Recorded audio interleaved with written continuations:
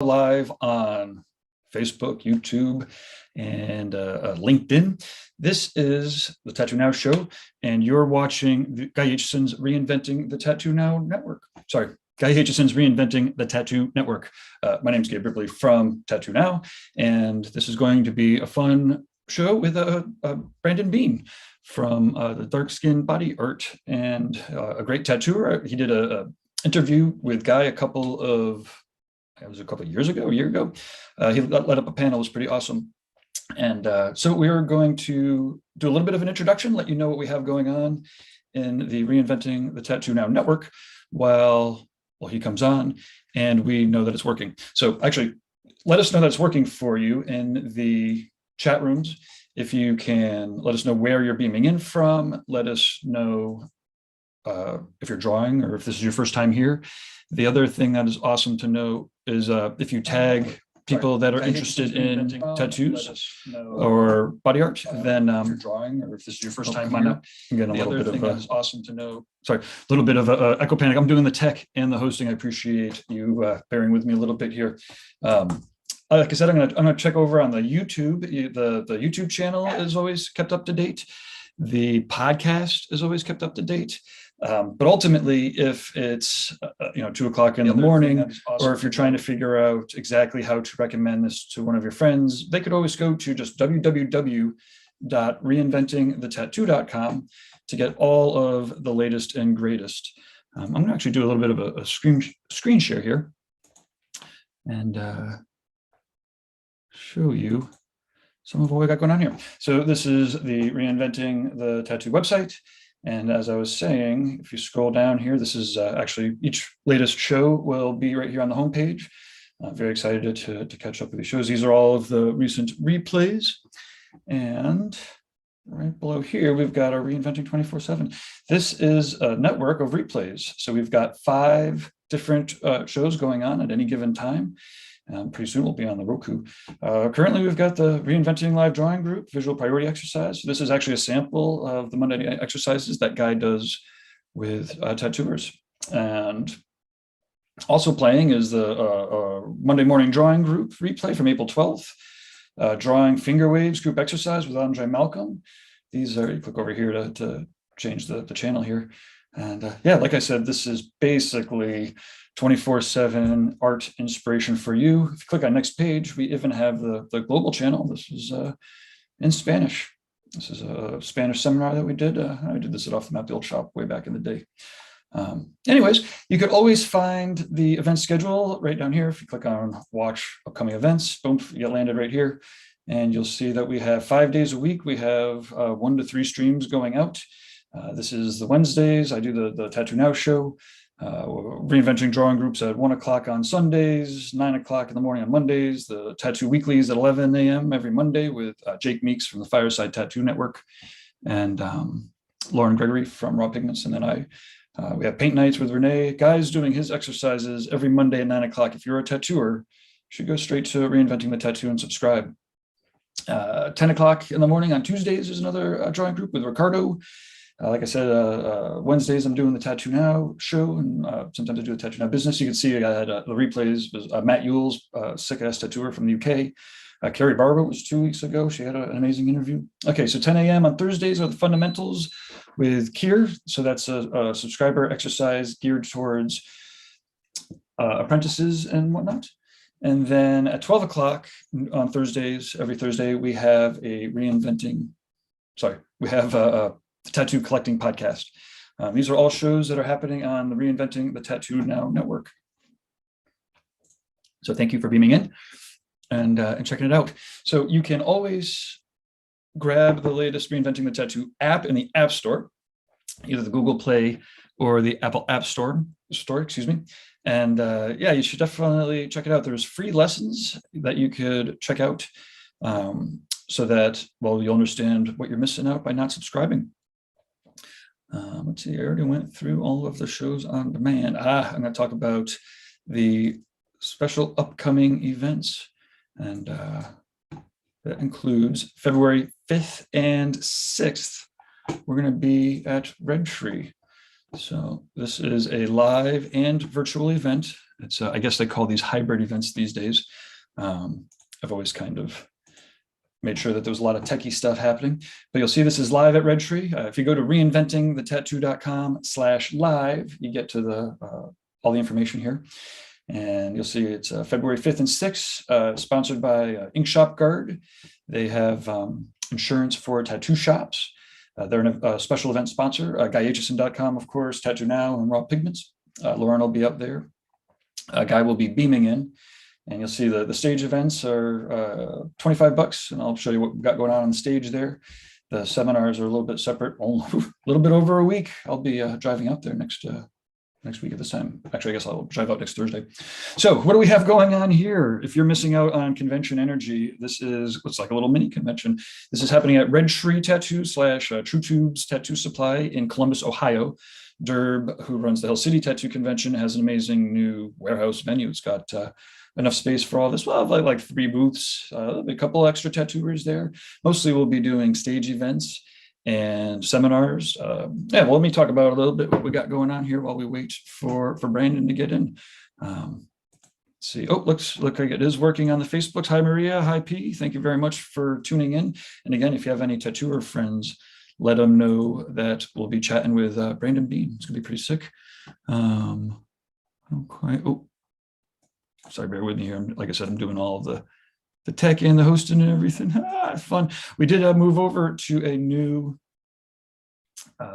educational platform, so it's been fun to watch everybody kind of recheck in to the spots and reinventing the tattoo. I'm gonna check the YouTube channel one last time, make sure that it's going off okay. I apologize about the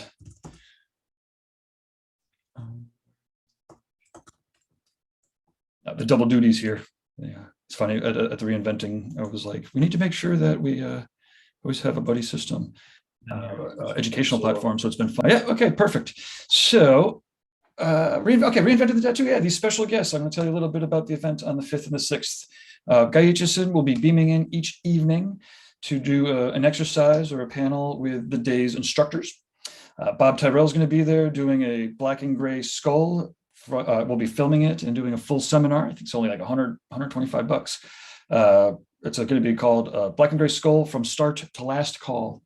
Hopefully he likes that title. Nick Baxter is going to be beaming in. He's got an advanced layering seminar. So he's going to be doing about a 60-minute lecture / deep dive. It's more than a lecture. He's got like his slideshows and their infographics. He's a brilliant mind. And again, if you're a tattooer who works in multiple sessions, then this is going to be a great seminar for you. And in fact, if you sign up in advance, then you could send your pictures to him if you have another session coming up on the tattoo, so he could potentially give you some advice off of it, right there on the class. Jesse Smith. Oh, so Bob is also tattooing, right? So he's tattooing both days. If you're interested in getting a tattoo by him, hit him up. Jesse Smith is there. He's tattooing and doing his Calm in the Chaos seminar / webinar. Jillian Marie will be beaming in. So she's setting up, she always does amazing tattoos. Definitely check out her work. She'll be doing a little Q&A. So we'll be beaming in her into the stage, nice and big, for a couple hours.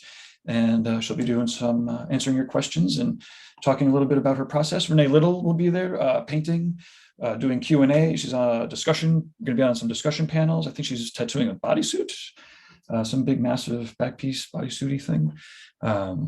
So if you're interested in doing bodysuit stuff and watching that happen, she'll be there both days. Conan Lee's organized tattoo artist seminar is already getting people to register in advance. So definitely want all these. But now it's 9 days, so it's the time to really get ready to register. Anyways, Conan Lee's a badass tattooer, studio owner, entrepreneur, and he about 3 or 4 years ago, I remember like 5 or 6 years ago, he was telling me about how he was getting his whole process automated. And I thought that was fine and dandy, but I had a tattoo shop where we supplied some of the best front room people in the world, or support team in the world, with using computers. But anyways, now flash forward, and there's a lot of tattooers who are very interested in regaining more of their time, being more efficient, and Conan will show you how to use the computers and real world tools to do so. Tony Urbanek, who runs the Tattoo Machine Talks, he'll be doing a full machine panel. And this Brandon? Nope. As well as he'll have all of his machines set up. They're beautiful machines. So if you're into coils or you're an apprentice who's never even seen them. Well, I guess you've seen them, but yeah, you definitely want to check it out. If you have coils and you want to bring them in, he'll help tune them up and hear how they sound and whatnot, and you can buy machines. And he does also have the course on the reinventing. It's like 8 weeks of building a tattoo machine with hand tools. It's really out of control. Nick Mitchell's coming back with his caricature seminar, which was a big hit over at the BYOB. Fawn Baker and Jordan will be doing the tattoo collecting podcast live from the stage.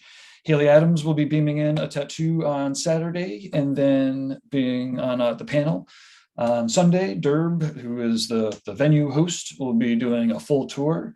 Hunter Spanks is going to be there doing tattoos every day, walk-in traditional style tattoos. So anything that you want, script, something small.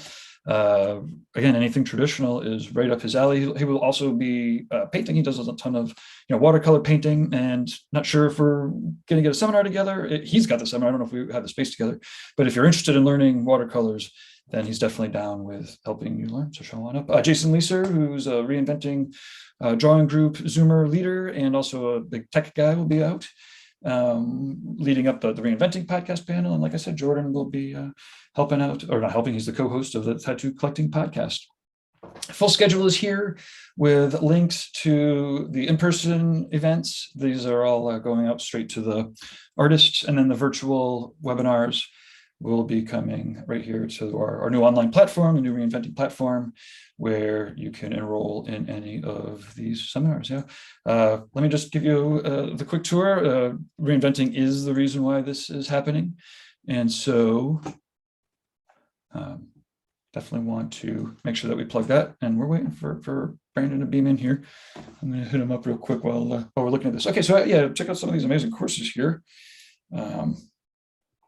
I think there might be wondering if there's a time zone. Let me see here. Sorry, appreciate everybody's patience. Shit on me. I did talk to him before this, so I know he's on.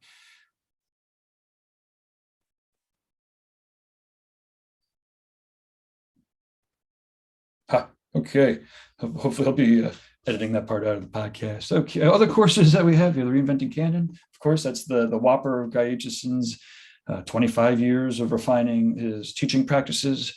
Here we've got the Black and Gray Skull, Nick Baxter's Holistic Approach, Jesse Smith, The Organized. These are all of the ones that are coming up. I'm hosting a 4-session online class on recruiting best in class. And this is separate than our normal courses because, well, one, it's about recruiting. And as everybody knows that runs a business, or maybe not as everyone knows, but as everyone will know, recruiting really touches every single aspect of a business. There's almost no part of a business from marketing to finances to communication. Everything really is about recruiting. BJ Betts' Epic Lettering webinar, Haley Adams' Space Replay.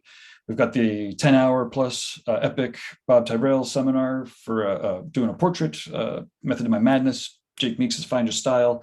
It's it's pretty crazy. Thea Duskin's awesome mixed media for tattoo design. This is how to build a tattoo machine. It's pretty crazy. You obviously can't learn how to tattoo on the internet, but these courses will help you tattoo a little bit better. And again, nothing can replace a mentor who is going to protect the skin of your experiments. But yeah, a lot of these are art too. Andre's Koi sleeve design, that's an art seminar. Anyways, you should just go to Reinventing the Tattoo to check it all out. And yeah, so this is Brandon's Instagram here, if you want to check it out before he hops on, _Brilla Arts. And he is also the curator of Dark Skin Body Art. That's Dark Skin Body Art. So let me hop back on over to script. Looks like I have got a couple sponsors to hit up. Okay, looks like he's updating his router at his tattoo shop. So we're just under a fight through a couple of tech difficulties on his end. Thanks for bearing with us. Okay. So sponsors are Raw Pigments. Rawpigments.co is an ink company that is really tapping into the source of those, of those raw pigments.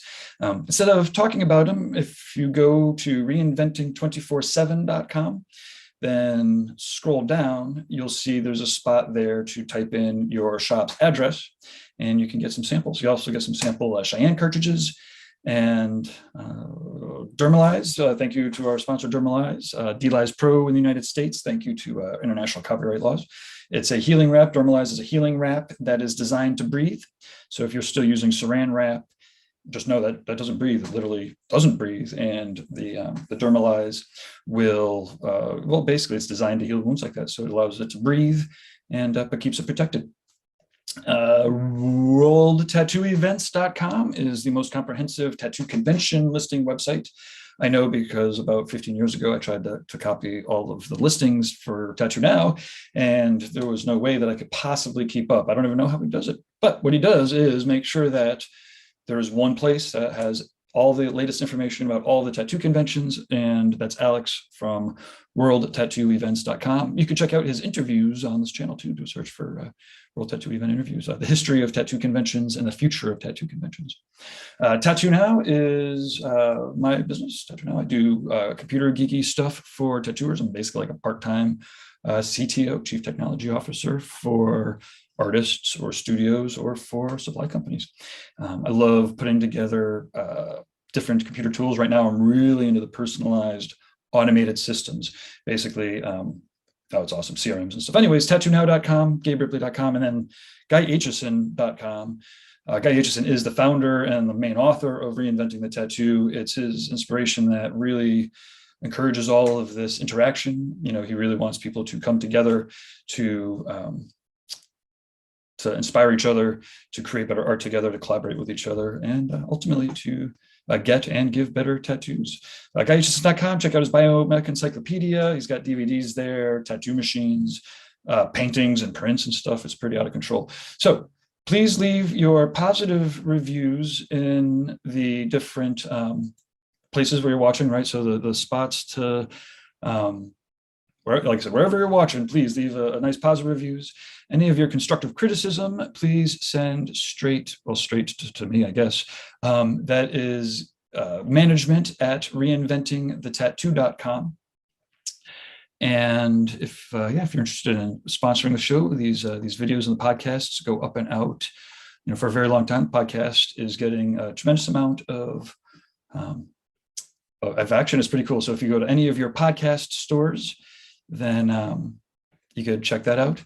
And I guess while we're holding on for the technical difficulties with Brandon, he will be here soon. I'm going to throw on a video that is Guy Aitchison interviewing Alex DePasse not too long ago, well, about a year and a half ago. And we'll be right back. Let's see, QuickTime Player. Cheers, everybody. This is Guy interviewing Alex DePasse this is one of the first of our quarantine workshops. The mail should.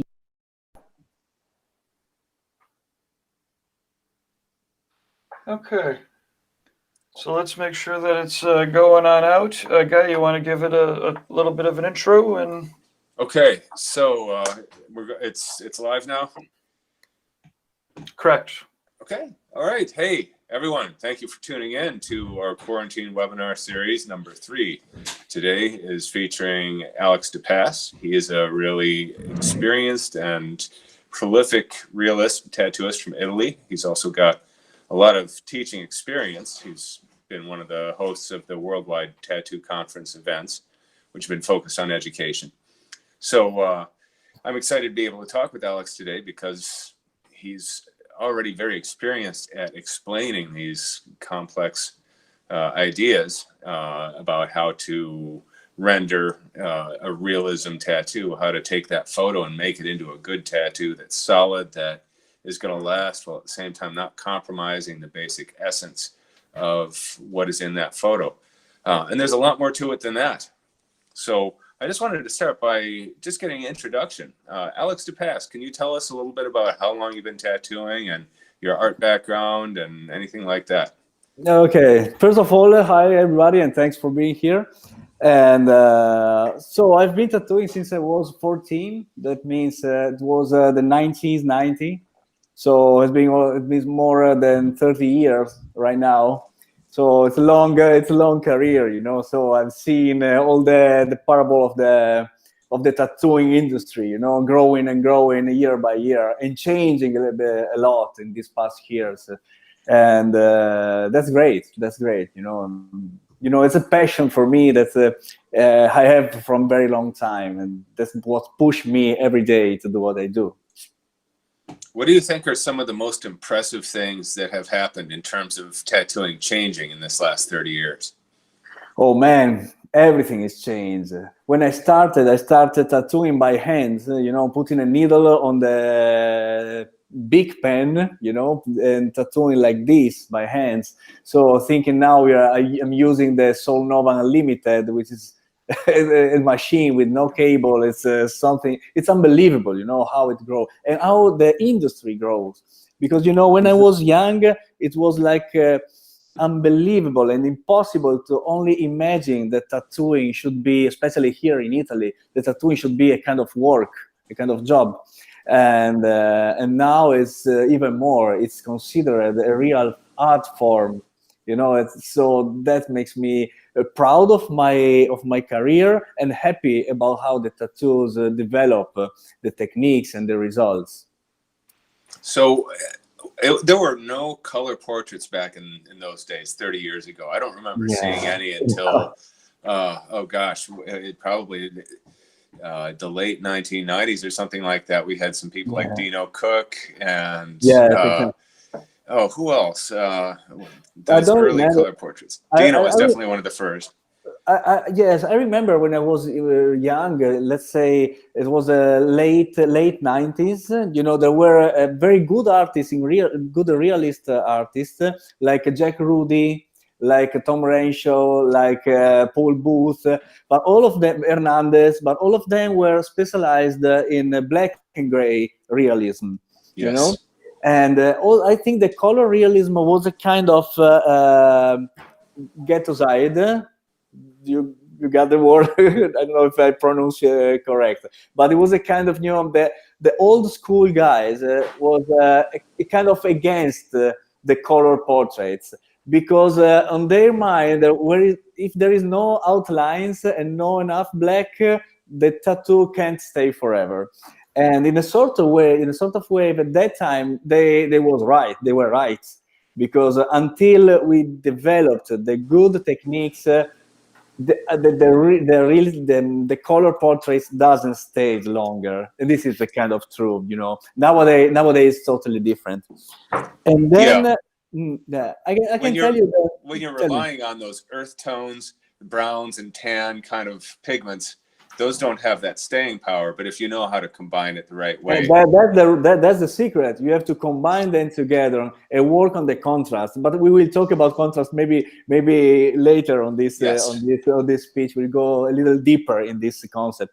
You know, going back to your question, you know, I remember the first time I changed my mind about colors and applied the colors on the realistic tattoos was when I met Boris from Hungary. Yes. It was the 2000, and I got tattooed by him, and for the very first time, I've seen something completely new, completely against any rules until that moment, because he was jumping from an ink cup to the other without washing needles and mixing the colors into the tips.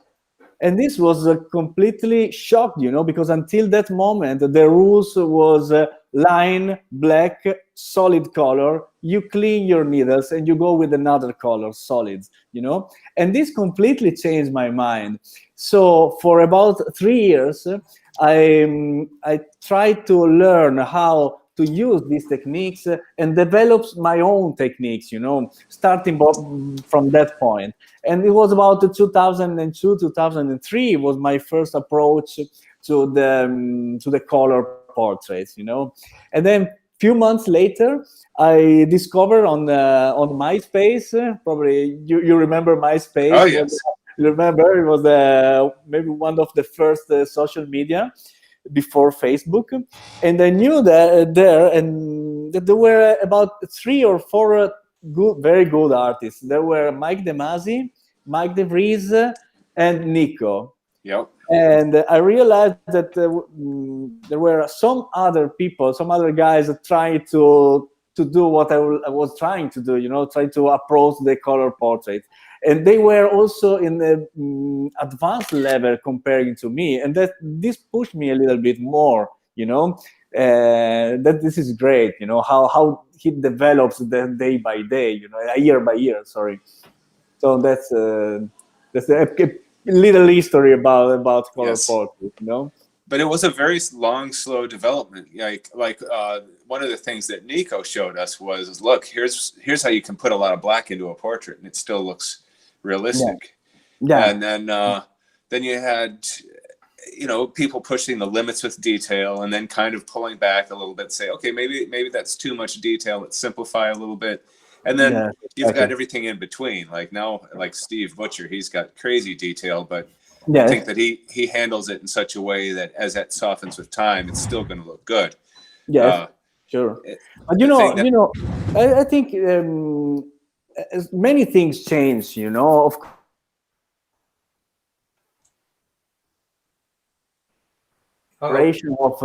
the new generation of tattoo artists comparing to I can consider myself as an old generation of tattoo artists. About talking about myself or all the other from my generation, we had to discover everything, So, for example, to understand how to mix some color and to make the tattoo heals well, it takes maybe a year, making fails and mistakes on mistakes, and wait months and try to understand why a tattoo stay and the other not, Nowadays, it's a little bit easier, It takes less time to achieve good results, Also because, I want to make you a kind of example just to explain better my concept. We'll stop that right there with Alex teasing it out. We do have Brandon on the line here, so yeah, you can find. I don't even know where you could find that. That's Guy does all these amazing interviews and whatnot. But check out the YouTube channel. Do a search for Alex DePasse, and that'll work. Let's see here. Hopefully we've sacrificed to the computer gods.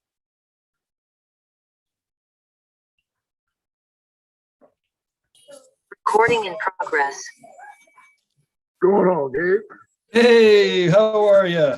Doing pretty good.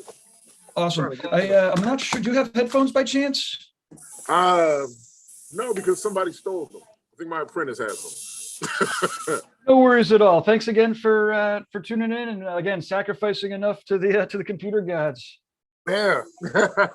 Awesome. Had to get some IT things figured out, but we got it. The goal of the computers is to get us to quit, and ultimately, that's the only thing that I do in the computers is not quit. But awesome. Well, let me fire up a little introduction.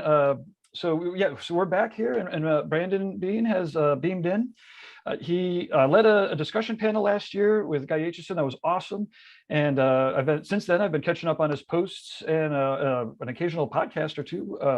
The Instagram is at @the_Barilla Arts. Correct me if I'm wrong. It's THE_BRORILLAARTS. Yeah, that's it. Perfect. And then he's also the curator of Dark Skin Body Art, the Instagram that's got unarguably the unofficial collective of the best tattoos on black skin. No matter who's doing them, the point is what you can do on black skin is clearly amazing, and they're just squashing any of that, any of those bullshit myths that you may have heard. And again, you can see it with your very own eyes. It's at Dark Skin Body Art. Okay. I was going to say I have a little note here. I'm like, look, the new booking system is working out perfectly. I even have topics and everything, but seems like computer fell apart. Okay, so the first thing I want to talk about is kind of funny. I was listening to one of the podcasts, and my daughter's 19 now, so I'm like going through like the teenager or the late teenager, young adult. Same boat. Well, and you were saying that you were tattooing on the podcast I was listening to. You were tattooing your daughter's sleeve. I think you were just starting it a year ago. Yeah. How's that going? Have you made much progress on it, or is it completely It's going nerve-wracking and pretty you put it good. off? It's going pretty good. She's my daughter's indecisive, and at the same time, she's like she doesn't really care. So I've been trying to just piece things together with a theme to keep it all cohesive. But she's a daughter. She's 20, so she's running around doing whatever 20-year-olds do. So it's taking some time. It's almost done though. Nice. Almost. Yeah, my when my daughter got her first professional tattoo, Thea did it. They were talking about the ideas, and we're supposed to. I'm like, I have to be disconnected, right? Like we're probably like the worst tattoo parent, or I'm like the worst tattoo parent, and so I'm like, okay, I'm just gonna let it roll. And they came out from their consultation, and she was gonna get like a moth, and she's like, I'm gonna get a moth right on my chest throat area. I'm like. And somehow I stayed silent. I'm like, I'm gonna let this play out. And my wife was like, no fucking way you're doing that. I'm like, oh, okay. But I mean, they worked it out. Obviously, they had their own conversations, and it's a beautiful thing. And now that's got to be pretty insane. Like, I mean, is it drastically different tattooing your kids as opposed to the public, or? Yeah, it's a crazy feeling because I'm tattooing my son now too. Working on his arm, and it's definitely a weird, I guess, real feeling. I don't know if it's real. I don't know if that's the right word for it, but it's definitely a feeling, because it's like, man, it's, your kids, and they're getting that work from, something they'll always have from their parent, it's like, it's a dope. My daughter tattooed my wife. So it also lets me know I'm getting old. Yeah, we're too old to die young. Yeah. But now, do they have any interest in doing tattoos or art, or is this? My children are traders. I call them traders because none of them are visual artists. Mm-hmm. They're all like performing artists. Like my daughter sings. Awesome. She plays the piano. She plays the cello. No. She doesn't play the cello. That's my son. She plays the piano, the steel drums, and the violin. Awesome. My son plays the cello, but my son's a DJ. He's been doing it for like 4 or 5 years, awesome. So yeah, none of them wanted to draw with dad. I mean, they did for a little bit, but it's all good, right? Like, again, different creative outlets. It's fun that I love when great people have kids, right? Because that that is the actual thing that will make the world better, right? If all the good people don't have kids, then like who's gonna carry it on? And I also get a little frustrated. Sometimes I hear the crusty old people, talking about younger generation this, younger generation that, and I'm like, have you listened to them? They're basically telling you fucked up and left this crazy ass world they have to fix. Exactly. Like they have to, and I guess part of part of your story, or part of the different stories, like when everyone's just have to work extra hard to fucking fix the shit that other people are breaking. Yeah. Very unfortunate. I'm too crazy of an old man. I'm it's fun though. Like, so now how long have you been tattooing for? What's now it's like what, 13 going on 14 years. Awesome. Okay, that's cool. It still feels like I haven't been doing it long. Like my homie across from me, he's tattooing now. He's been doing it. Josh, you've been doing what, 20? 22 years, so I still don't feel I don't feel like I've been in it that long. Well, it's like a middle length, it seems, it's well, you're too old to screw up now, but you still have a ways to go, eh? Yeah. I was just the interview that I was playing while you were coming on was with Alex DePasse. He's been tattooing 30 years. Since 1990. Now, he will also be the first to admit that there's probably a half a dozen years in the 90s that he doesn't remember, don't count. Yeah. On the other hand, that's it. But so that's cool. So some other topics I just wanted to touch base on. In the podcast I was listening to. What was the name of it? Do you remember? Threads. What was the name of that podcast that you were on about a year ago? It was Threads. Wow, I think that was the second one I did. I can't remember the name of it. It was Studio Threads Thread. or something. Studio Thread. Yeah. we'll put a link Yes, in the description, but you were talking about fine art museums and stuff. And I guess Yes. one of my questions, you know, one of the like, I guess we're skipping around a little bit, but we hopped in the middle. Like, so as far as like art museum, what was your first art museum experience? Was that like when you were young? Were you already tattooing or? Nah, actually the first art museum, this is kind of crazy. The first art museum I went to was in Barcelona, Spain. Oh, awesome. And I had no idea what museum it was. I just went in. It was there, and I just went inside. How old were you? I was in the Navy then, so this is my first deployment. So I'm like 21. Oh shit. Okay. What year? And what year? 2000. Okay. Year 2000. That was my first one. Like, it was just totally random. We were in Barcelona. We didn't really know what to do. You know, we were just walking around, just wandering through the city and see this big old, I thought it was a church or something at first, because you know how the buildings look. You know, I'm from Illinois. I don't, you know, it's central Illinois. I didn't know anything really. It looked like something in my history book.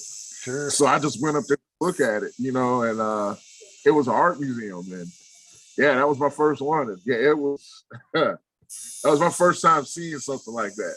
You know, I think that there are a lot of kids that are watching this, right, that are on their phones, maybe on the tablets, right?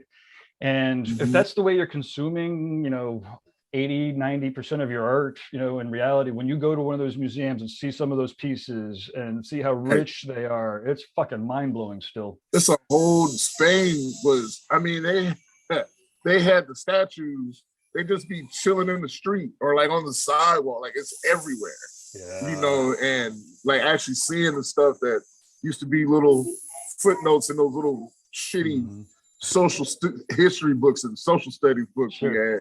And you knew half was bullshit. Yeah, you know, you see it's like, wait a minute, you know, it's definitely I'll never forget that. Yeah, it's eye-opening. I can't encourage it enough. I mean, it's obviously an odd time to be encouraging people to pick up and travel, but it was, my first trip overseas was in 1992. And I was 17 years old. I hadn't graduated from high school. I left just like around this. I boogied out of my high school graduation. I got out quick and went over there. And I just remember the first feeling of like when I got off the airplane and I'm on the airport and everybody's speaking German. And I'm like, holy shit, they're just speaking German. They're not speaking German and interpreting and translating into English. Like they're all just speaking a complete, and I have no fucking idea. Yeah. Like I have no idea. It almost barely. And you know, I grew up in outside in Connecticut, outside of New Haven, Connecticut, and you know, I was not cultured. You know, Italians were there. I had great pizza, but like, it never even really occurred to me that even though there was a foreign language, that hundreds of thousands of people speak it and don't even give a fuck about English. It was amazing. Exactly. Could care less. But so imagine. So you got over there with the Navy. That's kind of how you got out of Illinois and scooched around the world. Illinois, yeah. I joined the Navy. I messed up high school. I messed up college. I messed up in high school because I couldn't balance girls and homework. You know, I was a late bloomer. You know, so by the time I ran to my little pretty curly hair girl, you know, my mind was. You're like all there, no, nothing else. What little bit of focus I did have, I never was a strong student. But yeah, I screwed the pooch and went on and joined the Navy because I didn't want to get left behind. So yeah, cool. I mean, it's not. Now that was were you hit in combat? Were you like over in Iraq or Afghanistan or? You know, the crazy thing is, I get ragged on my house. Is I never was in a combat zone. My wife was. Oh.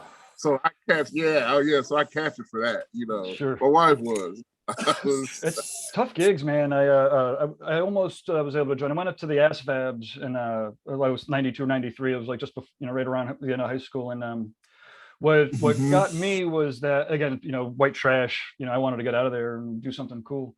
And but you know, it was 3 o'clock in the morning when I was taking the tests. They gave me the eye color test. And I got bad eye color, like guys got a couple of people, you know, red green color deficiency. So they were like, you can't do anything combat oriented, which is probably for the better.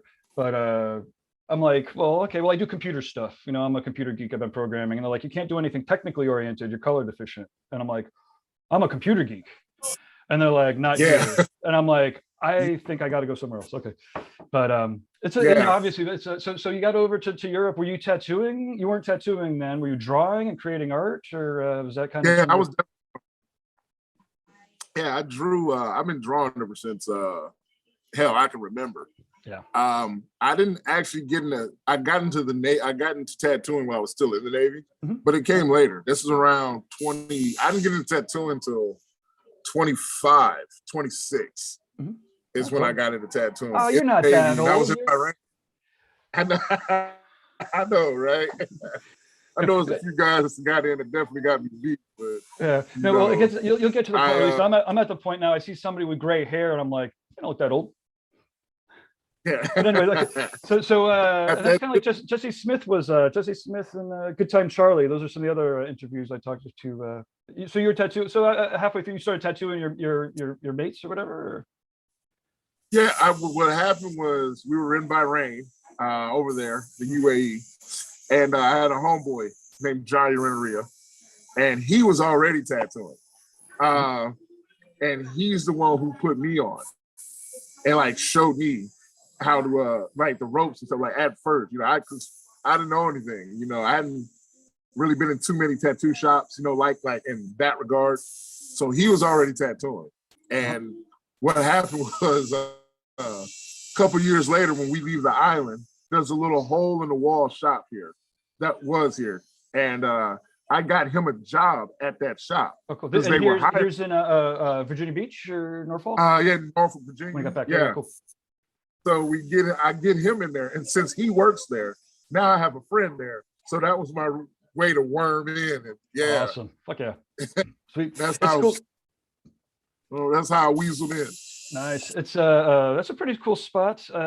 Gabriel Cece's down there, so I go down to visit him every couple of years. And yeah, Gabe's I worked at the Evolve for a little while. Yeah. Oh, cool. Awesome. He's got a massive place now. Holy Moses. Yeah. But fun. So some of the other things I was well, like I said, I was listening to the podcast like a week or so ago when I caught it, and it's fun. I'm like, oh, I get to ask him if he fulfilled his goals for the last year, because she asked you what your goals are for next year, and it was to collaborate with folks, and you were trying to figure out you were interested in getting a crew together to do a little walkabout or some such. Yeah.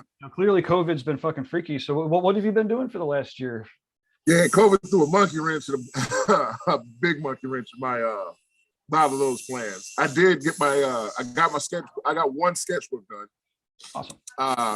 Definitely got the Procreate thing going.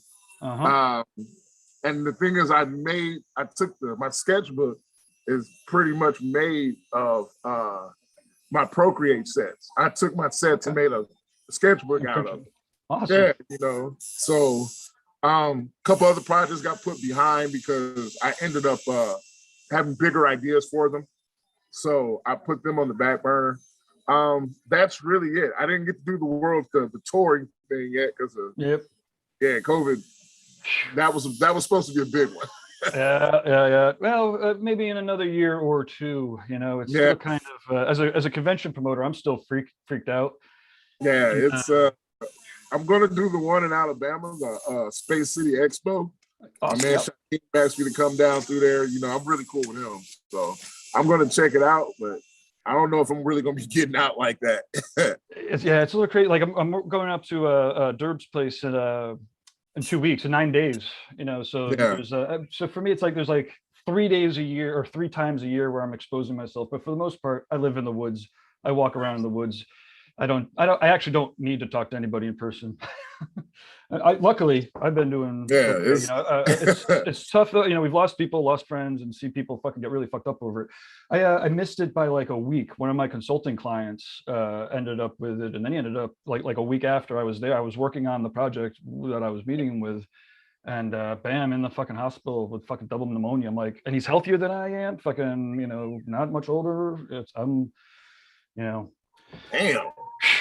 Fucking no joke. Yeah, I mean, I didn't have it that bad, but I think honestly, I had it before people really knew what it was. Mm-hmm. I think I had caught it back then.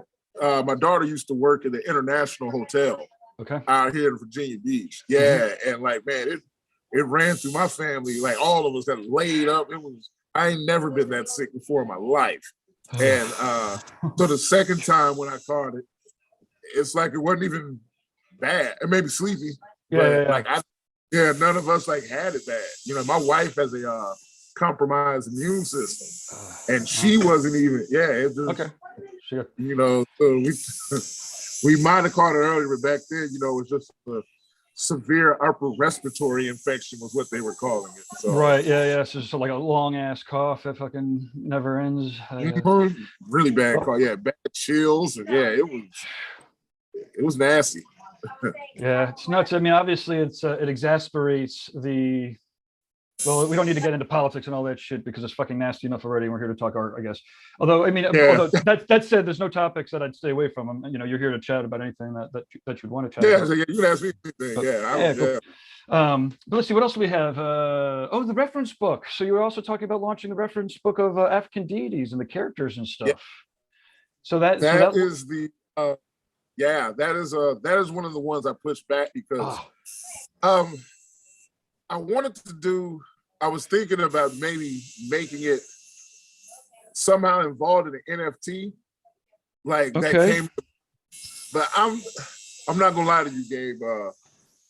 I'm not sold on NFTs yet. It's a weird one, you know. Yeah. Like for me, tattoos are a non-fungible token. It's like one of the few things that you actually can't transfer without like ripping it off your skin. Now I'm a computer geek, right? So like there's two things that fascinate me about it. One is the unique combination, you know, that unique transaction code is pretty cool. And so for like copyright, like it's almost like you know, if it was recognized, an easy copyright, like you have this NFT, then you can use the commercial rights to that art. You know, that kind of makes sense to me. Inside of the VR world, do you have the goggles yet? No, I don't have the goggles yet. Okay. Yeah. In 2 years, man, Zuck's gonna fucking deliver 1 billion people to be addicted into the fucking VR world. And like you could, like as artists, you can create the spaces, right? That's the reason why I don't create the art, but I'm gonna get together the artists to create the spaces. So when everyone's hanging out in VR, they're in like diegesis and fucking craziness, you know. But it's pretty cool. Like and for like experiences for events. You know, you plop a 360 camera somewhere, put on the fucking goggles. It's, you know, you can't. Anyways, it's getting pretty damn good.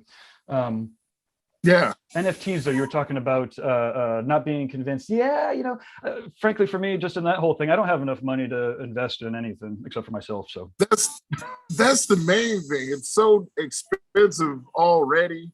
I know I would control my price, but just even get in and the gas prices that they have, I'm just. Something's off to me, man. Yeah, something's off. Like, you know, for me, I just started to catch up with like Jesse Smith's. Well, some more of the tattooers are kind of getting into it, so I'm, you know, getting a little bit more exposure. We actually will be doing a show that's called. I've got the fucking best title. I guess I got to title it now. NFT WTF Q&A, and we'll just have people explain what the fuck is going on. And you know, ultimately, as the computer geek, I'm like, man, in 5 years, well, maybe 15 years, they're going to be able to grow a brain the size of a fucking warehouse whose goal it is to decode fucking Bitcoin. And like shit's just like genetic coding and all that is going so fast that yeah, I don't know. Well, but in the meantime, so you were, but well, I wouldn't let that get in the way. I mean, the project sounded amazing. It was basically interpreting the African, you know, deities into a modern tattoo, you know, motif-y arena. Yeah, that's exactly what it was. Like I said, I'm still working on. I have a bunch of them drawn up. I change things as I go around. It's just when I thought about the NFT thing, I was thinking about making maybe some type of, I don't know, some type of anime. I don't want to put something in that space that's just a picture. I wanted something that's kind of a bit more interactive. Yeah, I wanted something different, you know, and I don't like the first thing. So if I can't figure it out, I'll just kind of just sit and I'll keep going. Well, that project, like when I heard it, and I was like, oh man, like that sounds awesome. And again, like a whole nother, I mean, obviously you're used to the imagery, but like for people like me, like I just don't have exposure to it. So to have a whole nother round of visuals and stories and whatnot, I think is important for, you know, important to get out. But clearly you will. Yeah, I'm definitely gonna. Yeah, I still. Yeah, the sketchbook I have out now has a few sketches of a couple, but I am gonna put out something that will have, because I do want to get the imagery out. It was just that book, you know. I mean, you got like the 100 Dragons book, Andre Malcolm. Andre just did awesome. Yeah. Yeah, Philip Liu has the one with the dragon claws. You know, it's Jack Mosher. He was making those. I love those sketchbooks he put out. You know, so I want to bring something today, but it's gonna like that for the people. But this other NFT thing, so I might end up splitting the baby some type of way. You know, it's a bunch of stuff going in my mind. I'm the only one doing it, so sometimes I get in my own way and I miss deadlines because I'm always trying to do something so cool that I end up not. Yeah, the right things hit. The right things do always hit, though, right? So I guess while we're here, let me. I've got the Instagram fired up here. Let's show off the project that you're working on here. So you picked up the dark skin body art Instagram from the founder, but you've been at it for a while now. Yeah, I picked it up from Kurt Boutte. His IG is FM Life, and that's where I picked it up from. He started it back in August, like 8 years ago, almost 9 years ago, and he did it for a few months, and I kept bugging the hell out of him to post this, and he ended up giving it to me because Kurt's a busy guy, so awesome. He gave it to me because I give it the attention it deserved. He felt. Well, you're doing a fucking killer job with it, man. It's really awesome. I try to stay off of Instagram and Facebook as much as I can. But like there's a couple pages like this one, there's 2 or 3 others that do always, you know, whenever I see this shit, I'm like, oh man, this is why I'm here. And it's fucking great. Now you're basically how do people submit to this? Do they just tag dark skin body art, or? Yeah, you can tag me, you can DM me. I started 2 hashtags. Of course, dark skin body art's one, and the other is hello, I tattoo black folks. So you can put them under there. Excuse me. That's really it. You know, or if you know, some people, they'll see me, like I've had a couple guys that swung by the shop, you know, that just happened to be in Virginia at the time, and they let me know. And you know, there's ways that I try to keep myself pretty reachable. You're able to be in contact reachable. I try to keep, you know, to where I can be reaching, you know, like I'm the only guy doing it, so it takes a little time, but you know, I do get to the most people eventually. Awesome. Well, I ain't gonna say most, I'll say a lot. Fair enough. Perfect. Yeah, no, it's amazing. So I guess we might as well talk about again, you know, we might as well as catch on like hello, I tattoo black folks. And you have like the list of you know, the myths here. I mean, we don't need to go into it. Like I said, I'm as much interested in talking about just regular random art, but let's dive in a little bit. You want to talk about maybe 1 or 2 of the silly myths that we could dispel right away? Sure. You get to pick. I used to know them all by heart. The one of the ones that really used to irk me, even when I first heard it, was if you want to the tattoo to show on a black person, you have to tattoo the ink deeper. Wow. Yeah, that was even when I was younger. Like I was like, "What do you mean you got to do it deeper?" Like, because in my mind, I'm like, if you shove it deeper in the body, how the hell are you going to make that easier to see? Wow. And then when I started getting into tattooing, and I was still hearing it, I wasn't in it yet. I was just trying to figure out a way, you know, to get my foot in the door. I'm like, wait a minute, well, that sounds like you're stabbing somebody now. Then I started apprenticing, and I was like, oh, okay, you know, that's why they keep scarring people, because they're fucking shoving it in too far. Yeah.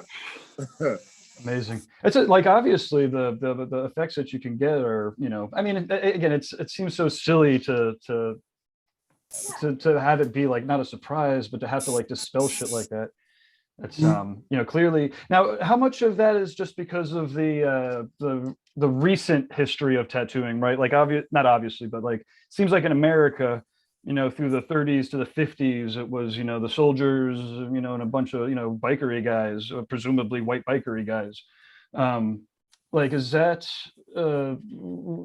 like, I guess maybe you could tell me a little bit about some of the recent history of black tattooers busting in, because like I said, I want to be clear, like obviously people have been getting tattooed fucking since we've started getting tattooed, right? So it's not like the white biker guys own fucking tattooing by any stretch of the imagination, but inside of America and New England here now, like voila, the floor's yours a little bit. So I guess my question is, why did it take so long, or why is it taking so long for some of these really simple myths to get dispelled? Because that seems really obvious. Like, don't fucking tattoo too deep. Like, skin is skin. Like, what the fuck? Right. A lot of it had to do with, excuse me. Some of it, just a few things. Some of it had to do with the racism in America at the time. I know as a black person in a black family, it was like you didn't get tattooed because you already were black, so it was going to be hard for you. Tattoos weren't considered like the cool thing to get back in the day, so you didn't need another art. You didn't need another check against you, so you didn't get them.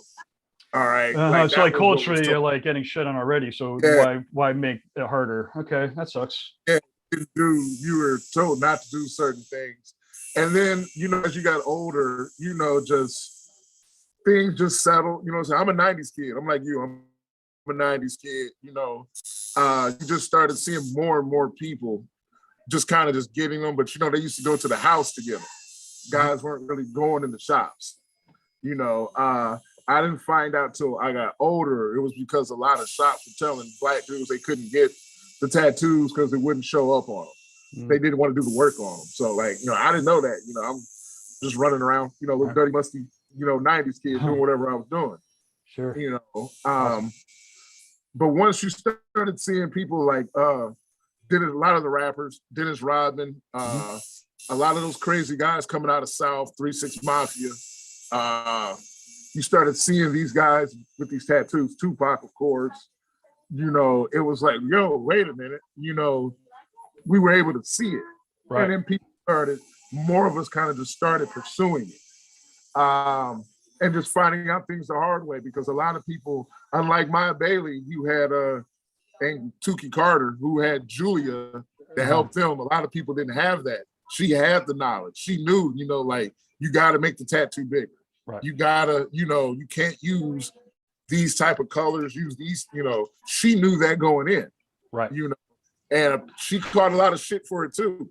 She was a woman, so you already know she was catching shit, but she was a white woman helping out black kids. And they had a problem with that. So it was just a lot of that just going around. And this is all before my time.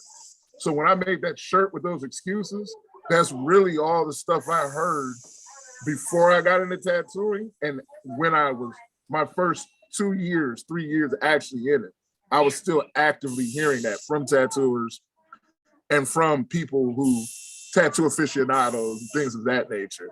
Sure. Black people, we got to the party late as a culture and a collective. So that's why you're starting to see the ramp up now, because we've gotten over certain stigmas and issues and things, and now we can go forth and pursue it. So that's awesome, man. I mean, one of the things that I talk about, and again, it's easy for me to talk about as like, I'm poor white trash. I'm still, white, but it's like, I love the fact that, tattooing really does enable everybody to kind of take part in it, right? Like, the barriers to entry are more about, having enough courage and, understanding on how to do the tattoo. As we all know, you could be 13 years old and fucking poke holes in people, right? So it's like, it's an art that is accessible to anybody around the world. And if you do it right, like if you do it well, then it could enable you to fucking make dough. It was funny. I love hearing Maya in one of his interviews, straight up, fucking, you want a fucking tattoo, you could be rich. And I'm like, man, all those fucking crusty old white biker guys are like, no, no, no, you don't want to do tattoo. You know what you should do? You should quit. You should fucking go. And Maya's like, fucking do it, kill it, fucking make bang. Bam. Yeah, Maya's he's a rebel with that shit, man. He's I love it. you know, Absolutely. but he does the artist thing, you know, aspect, you know, the struggling artist or starving artist, you know, that's he's like anti that, super anti that. You know, it's like go out there, charge what you're worth, you know, don't do shit for free, you know, get yourself out there, you know. And he's a multimedia disciplined artist, you know. So he's tattooing, he's painting, he's drawing, you know, he's buying buildings, you know, and making community centers, it seems, and like doing exactly. Have you been down there yet? I haven't. No. I've been Atlanta. I went to Dottie's bar. I was in Atlanta like 25 years ago with a band called the Drunk Stuntmen. And it was definitely like a gnarly fucking Atlanta, Georgia, like get ourselves tested after we fucking leave kind of a spot. Holy shit, Dottie died. Rest in peace, Dottie. But her drunk alcoholic son, who she had outlawed from the bar, then came in and was running the bar so like when by the time the band landed there was no owner. The alcoholic son was basically open bar for friends, you know, drugs galore anywhere. It was out of control. Point is, no, I haven't. I need to get down there to do a real field trip. So this is cool. So this is the Ladies of Ink tour. I've caught a little bit about this. So this is pretty sick. This is 4 weeks ago, so this is somewhat new too. What do we have going on here? Lori, excuse me, Lori. She's a tattooer and owner up in Detroit. I think her shop's called the Detroit Ink Spot. Her and Jason Phillips. Well, Lori decided to start a collection of Black female tattooers. A collective, not a collection, I'm sorry, a collective of them. And they go around from like city to city, state to state, just touring in shops, you know, awesome. Tattooing. And I think she's even trying to get it overseas now because she's picked up from, we have like these clubhouse sessions. Yeah. I always see him like, and it's I have to commend you guys. It's amazing to see that happen. Like, I kind of tune in sometimes, but it's not, you know, Black Tattoo Experience, right? So I don't want to like poke my nose in, but it's awesome to see you do that. There really is a sense of community that you're all fostering, and I mean, it might be out of necessity still, but like it really does. It's really inspiring to watch you guys. Like I said, like encourage each other's successes instead of fucking elbow. I mean, I'm sure there's plenty of elbowing, but like from what I'm listening in on there, sorry. So that's on the Wisdom app that you're doing these. Let me not talk over you about that. Sorry. It's all good. You said the Wisdom app? Oh, sorry. No. That's a different one. I'm on Clubhouse. That's what you guys are on. Yeah, we're on Clubhouse. Yeah. I mean, we're on there. Andre Malcolm, I think he's starting to host rooms. You know, we just use it to connect, you know, talk to each other because we don't. A lot of us older. There I go saying it. A lot of us older guys has been around, you know, for a little bit, like about 10 years. Well, we've kind of met each other through conventions, you know, and things and whatnot. Swung by when we're in the city. But a lot of the younger guys, like, they've never heard of us, they've never seen us, they can't get to, you know, because we're all spread out. So we come together and like we fostered relationships and things like that there. And like I said, Lady L, she started it before that, but you know, what she's doing is, that's crazy. And she's the one who started it, you know, that's definitely her baby. It's real fun. So now if I can just keep her from being Detroit Pistons, she'll be okay. No. Awesome. Yeah, she's pro Detroit. Yeah, Lori's cool. She's good. I think she was on the panel that from last year. It's it's cool. Detroit's definitely a crazy place. So this is clubhouse.com /club/ the Black Tattoo Experience. Looks like the next talk is Sunday, January 23rd. The guy who runs that is a guy goes by the name of Swiss. He's from actually Black Ink, New York. He runs that. Awesome. But he's a pretty guy. Is he the one that's doing the? I have two more questions or topics, or at least one more. Yeah. But is that the conference that's happening? So there's a conference that happened in Atlanta. And he's the one who threw the joint, the Art Basel, down in Miami. He did that too. I fucking love Yeah. that. Like, you know, part of me is like, I wish I had gotten my shit together when I was doing my lineups, you know, to not, you know, again, it's, as you can imagine, I'm a guy, I try to do my best to make sure that I have a great, you know, lineups, and, you know, trying to make sure that it's balanced 50-50 with male females, and to trying to get, you know, multicultural. It's not trivial. It's not easy. I love it though. Like, again, you guys are supportive of each other. It's, you know, it's great to see you guys like, fuck it, we'll have our own conference, you know, and make it a success. Yeah. That's kind of how it's been. I mean, you know, it's, like I said, there's still things, you know, of course, that, you know, we can complain about, but instead of, we just decided just to take, a lot of us are trying to just take that more proactive approach. You know what I'm saying? Like, fuck it, man, let's just do it. I mean, what's stopping us? Just do it. Make the money yourself. Yeah, just do it. You know, and if other people want to come, they'll come. If they don't come, it's whatever. You know, it's, you know, so, and I actually like that, you know, because it's gives you a bit more, gives you something to strive for. At least it does for me anyway. 100%. No, it's like I said, it's fun, and you know, and just like in general, what ends up happening is there becomes a level of execution that is, well, it's just different, right? Like, because, you know, when you're doing it yourselves, it becomes, you know, clearly your favorite. So were you here at the Art Basel one? Unfortunately, I was not able to make that one because I was still in school and it was during exam week. You know, actually, that is the other one of the questions that I had was, I saw in the last interview, you're going to school. You're like, I'm going back to school. So I guess and then you talked about like dropping, or not dropping out of high school, but like dropping into the military. Yeah. So what is your experience? Like, you know, I never even went, you know, I'm a computer geek, so I didn't really even have to go to school. You know, my daughter is going, so that's just, now she's gotten the college experience. Anyways, point is, how did your earlier education experience inform how you wanted to go back? And then, like, as a tattooer who's tattooing, like, how did you balance going back to school? And was this an art degree or like a business degree, or? Yeah, it's well, earlier when, you know, like I said, I'm growing up in the 90s, in a small city where I was from, I didn't realize that I was being restricted. I was being censored. But, you know, sometimes you get a peek at other stuff that's going on in other places. And you want to know, why is that not going on here? Or why can't we do that here? Or why don't you do that here? So my art education in high school, I was in honors art. Had a student teacher, and she made a very big impact on me because she was an art snob. Oh, yeah. Rich girl, I can't remember where she was from. She couldn't even draw blood, but she had this high opinion of art and what art should be. So graffiti was trash to her, remedial, you know, skateboarding, all that stuff. That was all that was beneath her. And, you know, I had a problem with that. I'm like, yo, what are you, you know, teenager, you know, like, come on, you're full of shit, yo, you're fucking tripping, you know.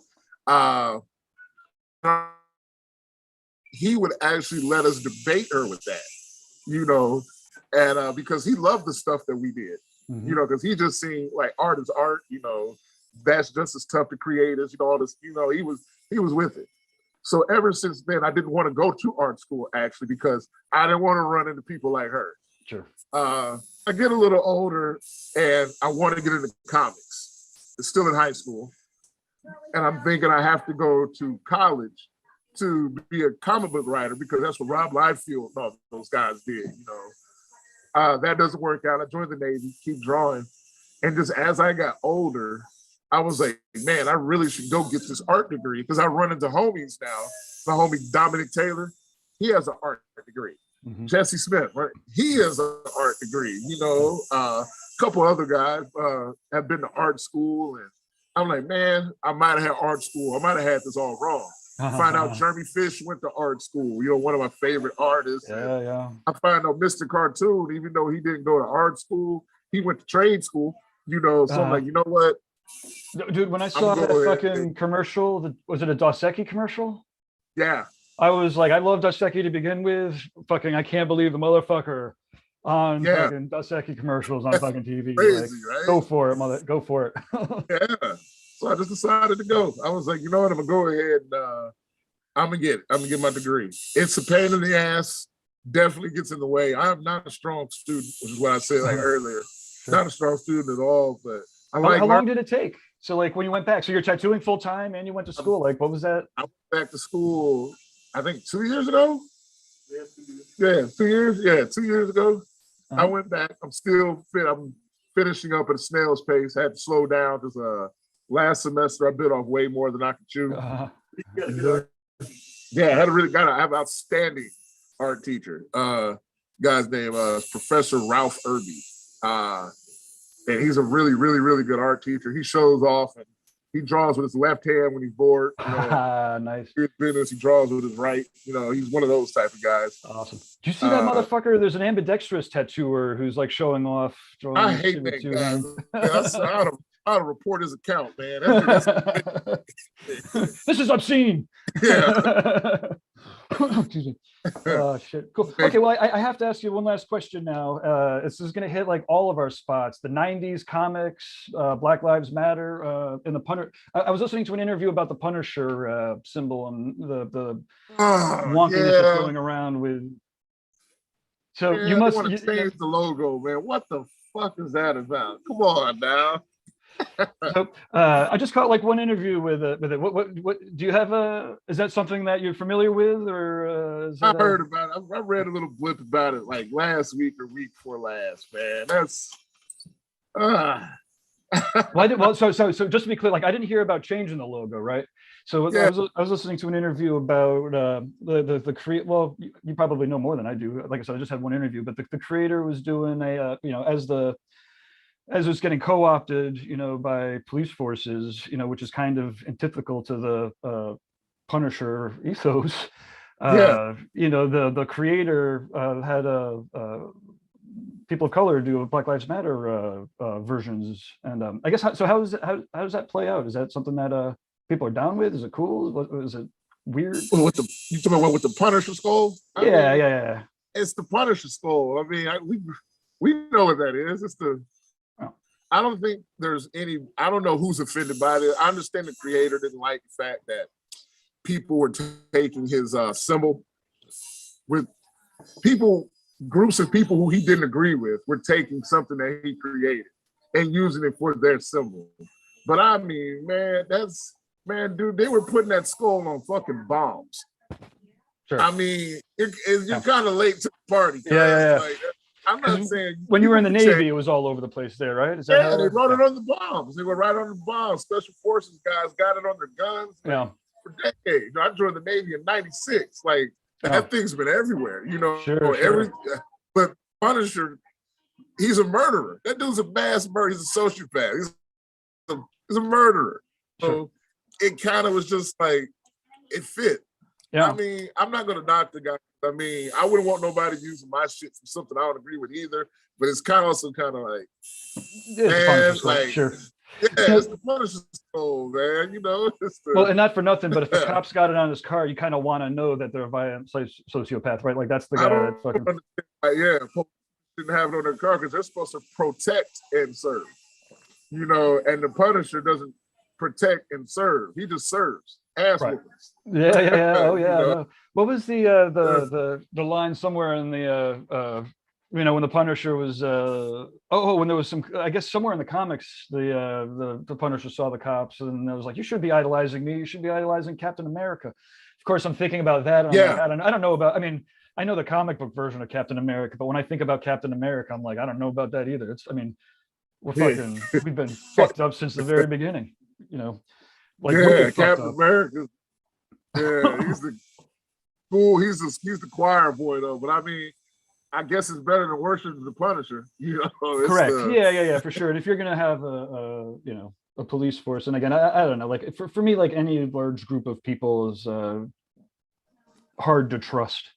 Yeah. And I mean, ultimately for me, it's like I don't believe in the death penalty, not because I don't think that there's crimes that people commit that they forfeit their natural right to life, but I don't trust the fucking government to dispel it fucking fairly. Like, there's no way. And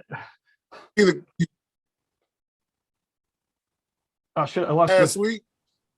Oh, can you repeat that? You said you see the detective up in the Bronx. I don't. You're cutting in and out a little bit, but I don't know about any detective from the Bronx. Yeah. Yeah, he just got indicted. They had to he had to turn over 133 cases. He had 133 people in jail because he was planting evidence and doing all kinds of crazy shit. So I mean, yeah, I mean, I'm with you. I used to be for the death penalty until I realized just how much they do shady shit, and I'm just like, dude, you're Yeah, the system's nuts. flawed. Yeah, Yeah. I don't know how to. I don't know. Yeah, well, the good news. That's a lot I of think, people. It's a fucking shit ton of real lives, and that's like one dude. That's one that they found and caught, one right? guy. Like, and that, Yeah. you know, for me, that was the other amazing thing about that recent Florida case. It was like, you know, it was so clear cut. Everyone was like, of course those three guys that chased, you know, the kid down and shot him are going to go away because the video is clear. But then like the day later, they were like, oh yeah, and by the way, this case got thrown out 3 times, and actually one of the attorney generals got sued because she dropped the case. And so like it was almost like that was a miracle that it got that far to be that clear cut. Yeah. I mean, again, back to tattoos though, that's one of the things I really love about tattooing is that it helps enable us, it enables everybody to get some power, right? Like, you know, people, if you show people a good time, then they become more complete, more who they want to be. They come back with their friends and family for more of that positive energy and more of the commerce. And you know, I don't know, for me, it does feel like if there's any, you know, if there's one thing, I mean, there's hopefully plenty of things, but tattooing is one thing that can help people become better people. And again, besides having kids that are good people, like, I don't know, we just gotta, I don't know, maybe figure that out. Maybe not, maybe the world's just fucking shitty and we all gotta figure it out, like how to survive. I don't know. Yeah, I try to stay away from that, but it definitely stays in the back of my head sometimes. It's like, you know what? Maybe it's just meant to be fucked up. I don't know. I don't know. Yeah. But awesome. Well, thank you very much again for chatting. It's always fun, and I do have to boogie because there's a 1:30 that I have coming up. But yeah. Well, like I said, I appreciate you taking the time. If there's anybody else from the website that you come across and you'd like to you know, do an interview with them on the channel here, I'm always about showing people awesome new tattoos. Oh yeah, appreciate that, Gabe. And thank you for having me. I'm definitely an honor being here. Awesome. Well, anytime. And like I said, I thank you very much for taking the time and the smart talk. And like I said, I love talking to people that go to college, especially ones that go back. Like I do secretly want to go back to college too. And It's not bad. Except for the homework, it's not bad. You know, but it's not bad. I learned a lot. I really have. That's I awesome. really have learned a lot. I bet I'm living. I'm learning vicariously through my daughter now for 4 years, and then. Hey, there you go. Awesome. Okay. Well, like I said, thanks again. We'll catch up in the very near future. I'll export this as a podcast and I'll send it over to you.